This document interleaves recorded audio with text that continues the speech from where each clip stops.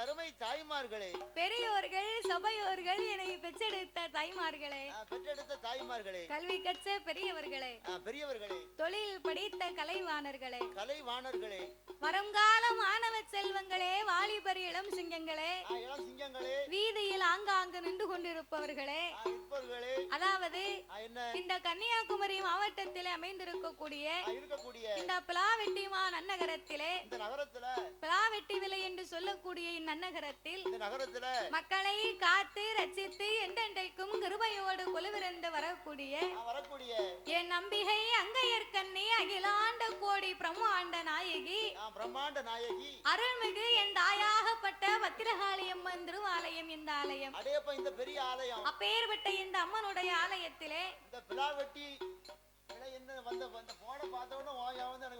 எதனால அப்படி ரொம்ப பிடிக்கும்ல, அதனாலயா? அதனால இந்த ஞாபகம் வந்துச்சு. பரவாயில்ல, சரி, போகும்போது வாங்கிட்டு போயிருவோம். ஆமாப்பா, பழுத்திருந்தா வாங்கிட்டு போயிட வேண்டியதான்.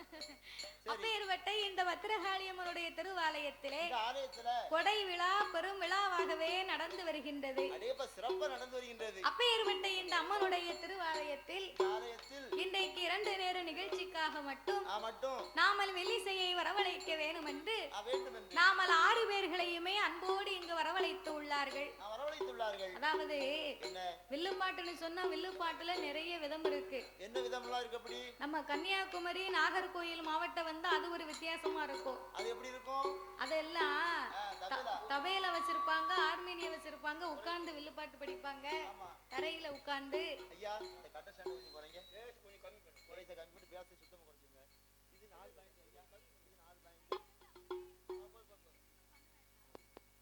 இது 4 பாயிண்ட், 3 பாயிண்ட். ரொம்ப கூட்டாடு.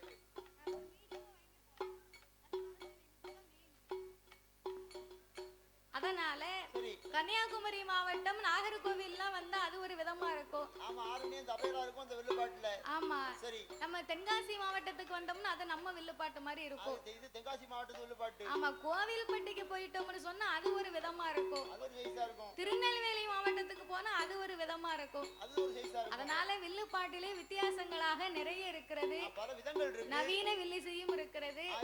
ஆன போதிலும் இந்த வில்லிசையோ சொல்லிசை என்பார்கள்.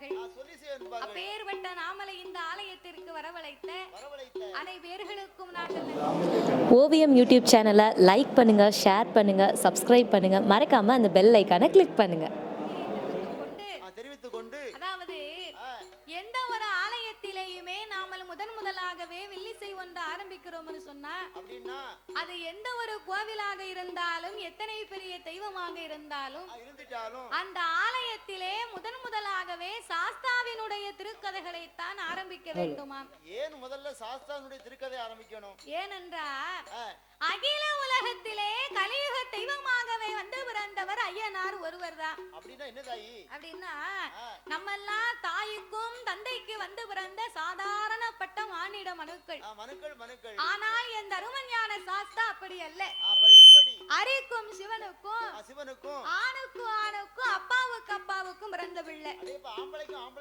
அப்பேற்பட்ட அரிகர உத்திரன் தருமஞான சாஸ்தா வந்து பிறந்தாத்தான் அனைத்து தெய்வங்களுமே இந்த ஆலயத்துக்கு வருமாம். அப்படி சாஸ்தா மட்டும் பிறவி ஆகவில்லை என்றால், சாஸ்தா மட்டும் பிறக்கலைன்னு வையே, சாமி பைபாஸ்ல வந்துட்டு பைபாஸ்ல வீட்டுக்கு போயிரும்.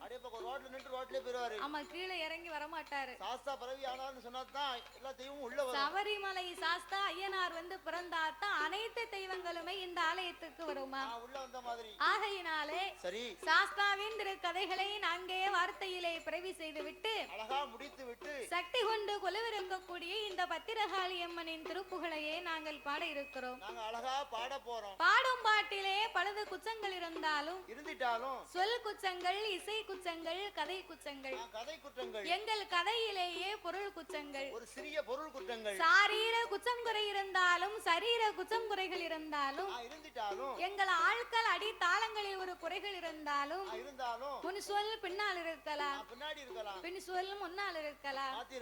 அறிந்து பாடினாலும் அறியாமல் பாடினாலும் தெரிந்து பாடினாலும் எங்களுக்கு தெரியாமல் பாடினாலும் எங்களுக்கு முன்பாகவே இந்த ஆலயத்திற்கும் இந்த ஊருக்கும் எத்தனையோ பெரிய பெரிய புலவர்கள், பேரறிஞர்கள், கவிஞர்கள் எல்லாம் வந்து பாடி இருக்கலாம்.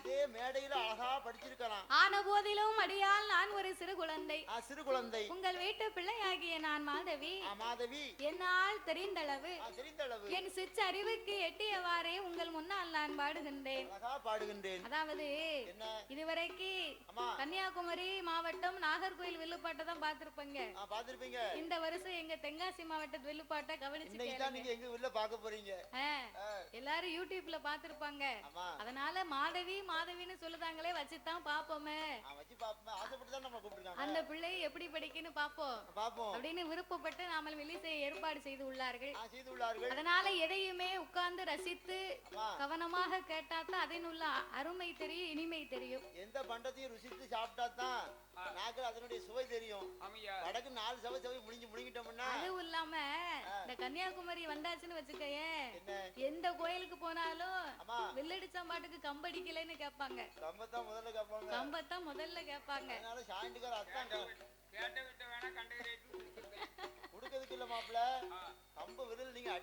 கம்பு வெள்ளுல அடிச்சு படிக்கணும்னு கேட்பாங்க.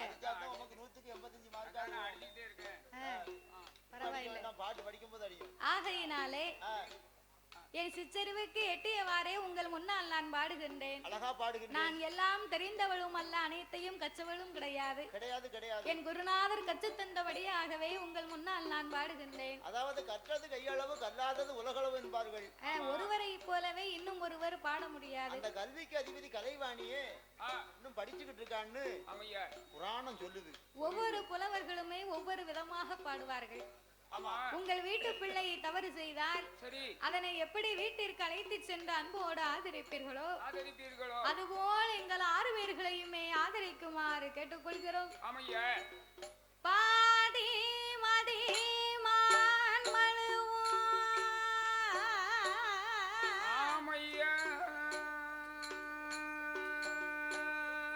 கங்கையோடு பாம்பணிந்து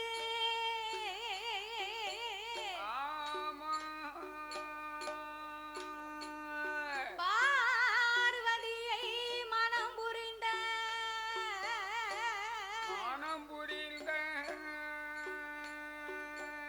ஆதி சிவன் முகமது கலிதமாகி அச்சுதம் என் பெருமான் இருகரத்தினால் ஏந்த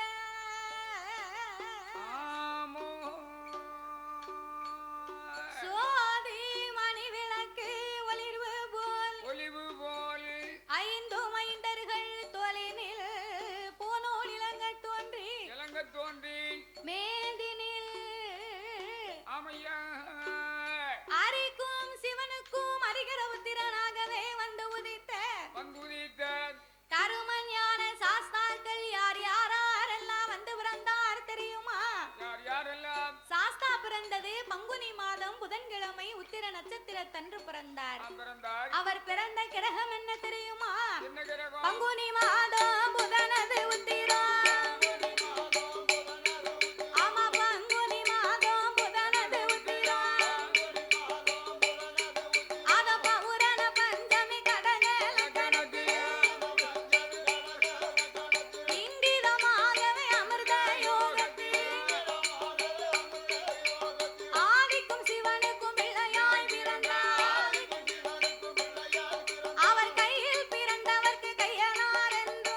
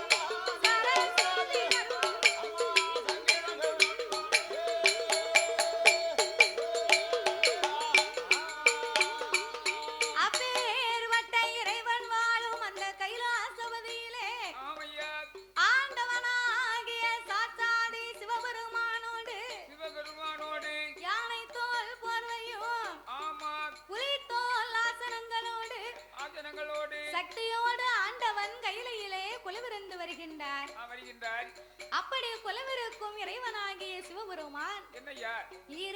14 உலகத்தை இறைவன் படைத்து 224 புவனங்களையும் ஆண்டவன் படைத்தார்.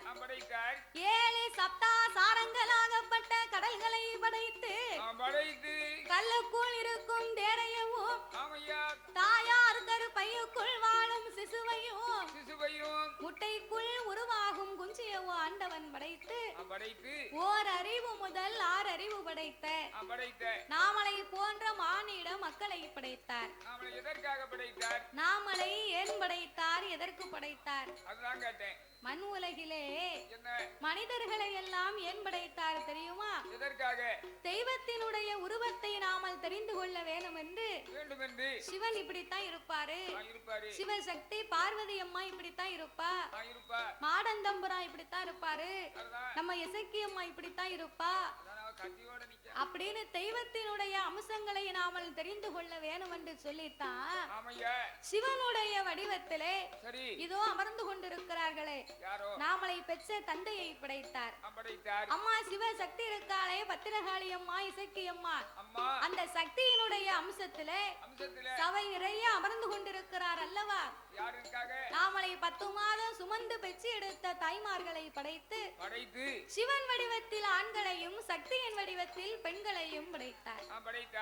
ஆணென்றும் பெண்ணென்றும் ஆண்டவன் அகில உலகத்தை படைத்து நாமலுக்கெல்லாம் 6 அறிவை கொடுத்தார். 9 தத்துவத்தை படைத்து மனிதர்களுக்கெல்லாம் 3 ஆசைகளை கொடுத்தார். மண் ஆசை, பொன்னாசை, பெண்ணாசை. 3 ஆசையும் முக்கியமான ஆசை. மூவாசை இருப்பானை ஆனால் அவன் மனிதன், மூவாசை வெறுப்பானை ஆகில் அவன் முனிவன். அப்படி மூவாசைகளை கொடுத்து மண் ஆசைனா என்னையா? மண் ஆசைனா நம்ம ஏக்கர் கணக்குல நிலம் வாங்கணும், மண்ணு மனை வாங்கணும், கூடுமான மட்டும் 2-3 வீட்டை கட்டிடணும், பக்கத்து வீட்டுக்காரங்க வீட்டை வித்துட்டு போனா அதையும் சேர்த்து வாங்கிடணும். அப்படிலாம் நமக்கு ஆசை இருக்கு இல்லையா? அதுதான் மண் ஆசை. அதைத்தான் மண் ஆசை என்பார்கள். அதாவது தோட்டம் வந்து பக்கத்துல இருக்குன்னு வச்சுக்கோயேன், 2 வீட்டு தோட்டக்காரரும் ஒரே வரப்பா இருக்கும். அவங்க இடத்துக்கும் இவங்க இடத்துக்கும் அவர் அங்கிருந்தே வரப்ப இங்க சீவாரு, இவர் இங்க இருந்தே வரப்ப இங்க சீவாரு. எதுக்கு? அந்த வரப்புல இருக்கக்கூடிய இடத்தை இவங்க பிடிக்காங்களாம். கூடம்புடு விளைஞ்சு தட்டிரும் பாரு. பிறகு அதைத்தான் மண்ண ஆசை என்பார்கள். 2வது ஆசை பொன்னாசை. பொன்னாசைனா என்னையா? நம்ம பெண்ணா பிறந்தவங்க ஒரு நல்ல நாள் வந்துட்டுன்னு வையே, கல்யாணமா இருக்கட்டும், ஒரு சடங்கு விழா இருக்கட்டும், ஒரு கோவில் கொடை விழாவா இருக்கட்டும், அப்ப நன்மையான நாள் வந்தாச்சுன்னா கழுத்து நிறைய தங்க ஆபரணமா வாங்கி அணியணும் நமக்கு ஆசை இருக்கு. ஆமா, கோவில் திருவிழா வந்துட்டுன்னு வையே, வீட்டுக்கார அம்மா சொல்லுவா, ஏயா பக்கத்து வீட்டுக்காரி 10 கிராம்ல ஒரு கம்மல் வாங்கி போட்டிருக்கா, நீர் எனக்கு ஒரு 3 கிராம்லயாவது ஒரு மோதிரம் வாங்கி தரல, நான் இப்பவே உத்தரத்துல கையெழுத்து போட்டுருவேன். என்ன வீட்டுக்காரர் வந்து 10 கிராம் மோதிரம் பண்ணி போட்டுருக்காருன்னு சொன்னா அறிவு கட்டவள. அவ வீட்டுக்காரர் வந்து பச்சை மயிட்டு கையெழுத்து போடுறாரு. பச்சை மயிட்டு கையெழுத்துனா என்ன? கவர்மெண்ட் வேலை. அவர் கவர்மெண்ட் வேலை பார்க்காரு, வாங்கி கொடுக்காரு கூறு கட்டவள.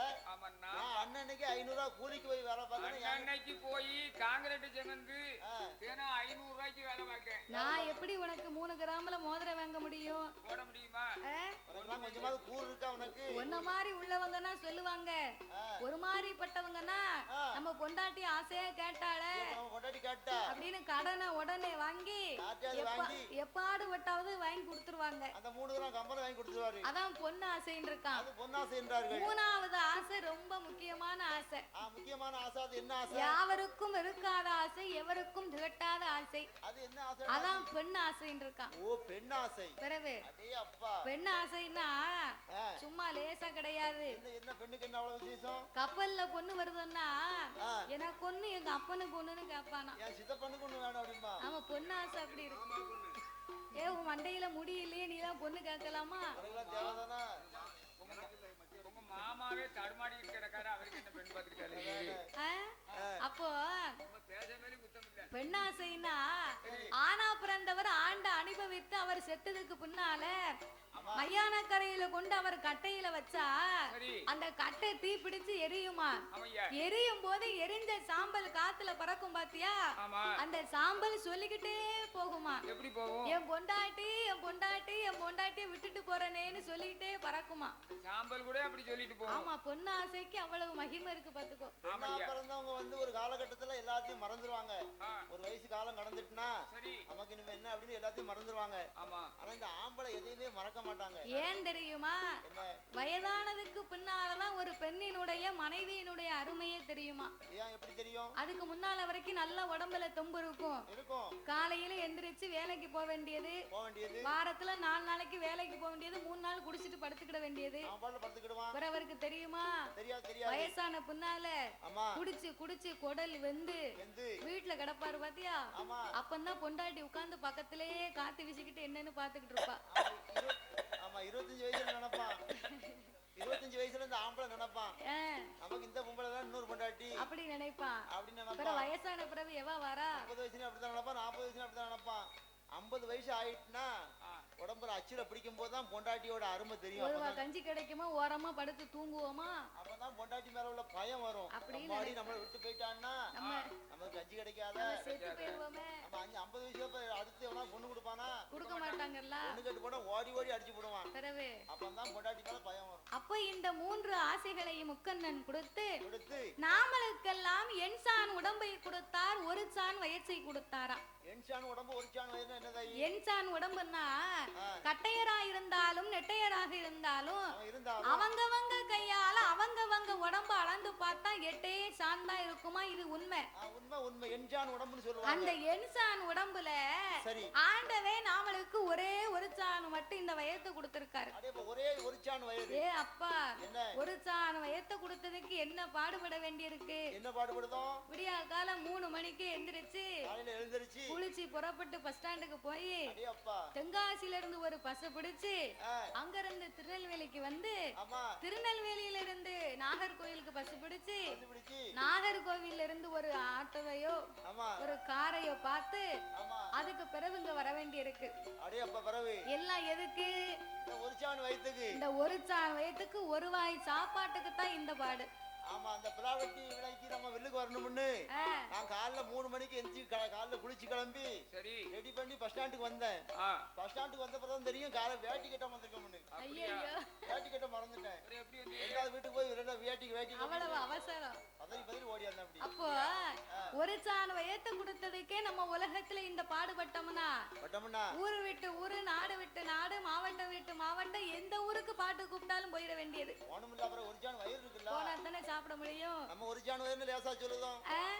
அப்ப ஒரு சான் வயத்துக்கு இந்த பாடுன்னா உடம்பெல்லாம் ஆண்டவன் நமக்கு வயத்தை கொடுத்தா நமக்கு என்ன பாடு? தாங்காது. அதுக்குத்தான் சிவன் எதை நாமளுக்கு எப்படி படைக்க வேண்டுமோ அவரவருக்கு அப்படி படைத்திருக்கிறார். நமக்கு ஒரு சான் வயிறு. இந்த 5 அறிவு கொண்ட ஆடு மாட்டுக்கு உடம்பெல்லாம் வயிறு. ஆடு மாடுகளுக்கெல்லாம் உடம்பெல்லாம் வயிறு.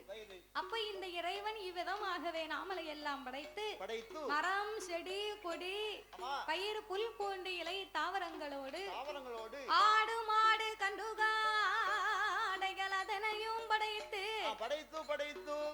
எறும்பு யானை முதல் என்ன உண்ணாத மனுக்கள் 84 லட்சம் கோடி ஜீவராசிகளை படைத்து இரவென்றும் பகல் என்றும் 2 நாளிகை உண்டு பண்ணினார். பகல் 30 நாளிகை, இரவு 30 நாளிகை. 30 நாளிகை என்பதுவே 12 மணி நேரம் என்பார்கள். 12 மணி நேரம். 60 நாளிகை என்பதுவே 24 மணி நேரம் என்பார்கள். பகலெல்லாம் நாமளுக்கு ஓய்வில்லாத உழைப்பை கொடுத்து இரவெல்லாம் ஓய்வெடுக்கும் நித்திரை உறக்கத்தை படைத்து உலகத்தை படைத்தால் மட்டும் போராது, பட்டினி இல்லாமல் வடியளக்க வேணும் என்று என் ஆண்டவன் எப்படி வடியளக்கிறார் தெரியுமா? நாளை நல்ல தினை எடுத்து நாளை நல்ல தினை எடுத்து நாளை நல்ல தினை எடுத்து அவர் நாடு எங்கும் படி அளந்தார் அவர் நாடு எங்கும் படி அளந்தார்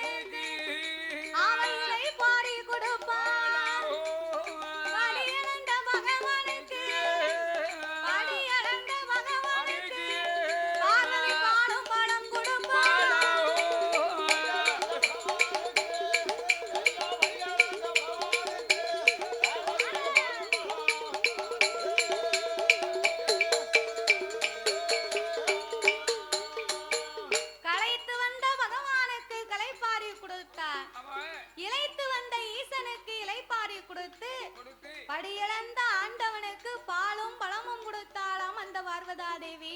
அவெல்லாம் பொண்டாட்டியா? என் வீட்டுல இருக்க ஆட்சி உனக்கு பிடிக்கலையா தாத்தா? வில்லுப்பாட்டுக்கு வந்துட்டு வீட்டுக்கு போனோம்னா என் பொண்டாட்டி சட்டாப்பையோட நிக்கா, பத்திர காலியா நிக்கா. அந்த ரூபாய புடுங்கதுதான். அவ ஏன் அப்படி சட்டாப்பையோட நிக்கான்னா, நீ வேலை பார்த்துட்டு வீட்டுக்கு போகும்போது சம்பளத்தை ரூபாய கொண்டு போய் கொடுத்தேனா வீட்டுக்காரி கையில நான் கொடுத்தோம்னா ஆச்சி சட்டாப்பைய கொண்டு 2 தோசை சுட்டு தருவா. நல்ல அழகா தோசை சுட்டு கொடுப்பா. அப்படி ரூபாய கொண்டு கொடுக்காம சேட்டை பண்ணிக்கிட்டு இருந்தேன்னு வையி, நான் டாஸ்மார்க்ல போய் ரூபாய் கூட செலவு பண்ணிட்டோம்னா சட்டாப்பைய கொண்டு ஆச்சி செவிட்ல 2 பூசை கொடுப்பா. வீட்டுக்குள்ளே விட மாட்டா. அதுக்கு தான் ஆச்சி சட்டாப்பையோட நிக்கா. அவ சட்டாப்பையோட நிக்கலனாலும் நம்ம சொன்னடி கேட்க மாட்டோம். எல்லாரும் செலவு பண்ணிட்டு போயிடுவோம். அந்த காலத்துல ஆனா பிறந்த ஆம்பளை அதிகாலை 5 மணிக்கு எழுந்திரித்து காலையில எழுந்திரிச்சு அந்த ஐயா தோள்ல ஒரு மம்பட்டியும் தூக்கி போட்டு பேயாமலை பெருமலையில அடமலை அப்படி வீரர் சமத்த விக்ரமாதித்தனுக்கு ஒரு கோட்ட விதப்பாட்ட ஒத்தையிலே வரப்பு வெட்டுவாராம். அவருக்கு சம்பளம் எவ்வளவு? ஓவியம் சேனலை லைக் பண்ணுங்கள், ஷேர் பண்ணுங்கள், கமெண்ட் பண்ணுங்கள், மறக்காமல் சப்ஸ்கிரைப் பண்ணுங்கள், அப்படியே அந்த பெல் ஐக்கானையும் கிளிக் பண்ணுங்கள். தேங்க்யூ ஃபார் வாட்சிங்.